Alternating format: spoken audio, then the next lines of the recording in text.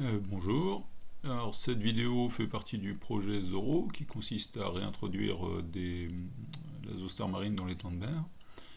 Alors la deuxième année, donc pour Zoro 2, il y a eu par bouture un site qui a particulièrement bien marché, la côte rocheuse d'Istres, et donc on fait des vidéos de suivi régulier, et c'est la deuxième et de fin mai 2023. Alors on est bien sur la côte rocheuse d'Istres et juste au-dessus du transplant le plus nordique, qu'on va appeler le transplant numéro 1. Alors voilà le transplant numéro 1, même s'il n'est pas très bien filmé. Euh, Entre les transplants, on va accélérer la nage pour faire une vidéo plus courte que la première vidéo. On s'arrêtera quand même sur les points importants.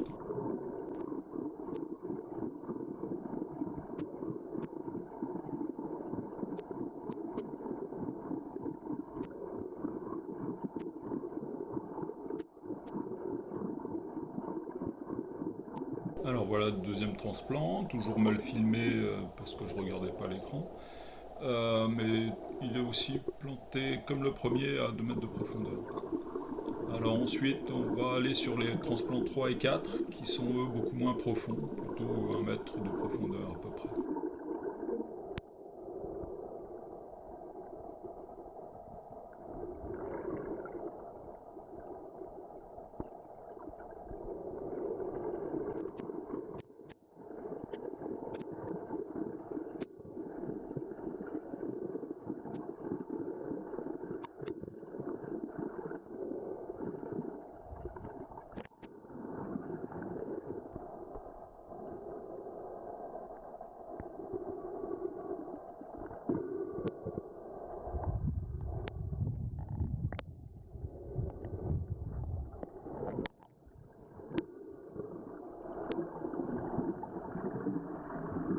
Alors je reprends la parole au niveau du transplant numéro 6 parce qu'il est particulièrement net d'une affinité de la zoostar marine avec les côtes rocheuses qu'on n'attendait pas, qui n'est pas tellement visible dans la littérature scientifique et qui mérite qu'on le note.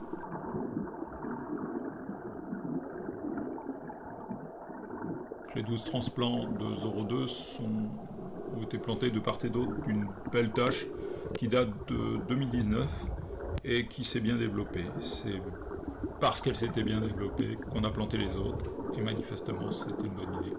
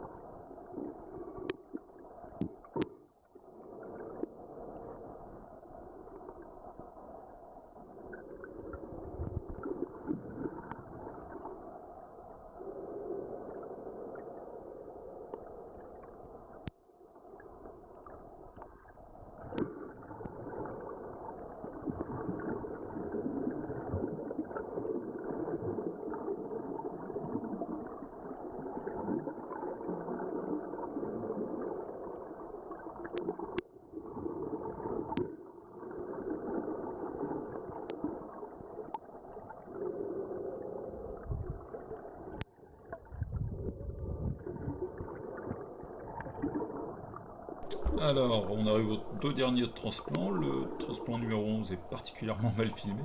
Ça m'apprendra à ne pas regarder l'écran. Le 12e est un peu mieux filmé. Derrière, je refais surface et on vérifie bien qu'on est bien sur la côte d'Istres. La vidéo s'arrête là et je vous encourage à nous contacter si vous voulez des renseignements ou même si vous voulez participer au projet Zoro l'an prochain ou même encore cette année pour les boutures. Et puis on essaiera de faire un suivi mensuel de ces 12 transplants en fonction de la turbidité de l'eau.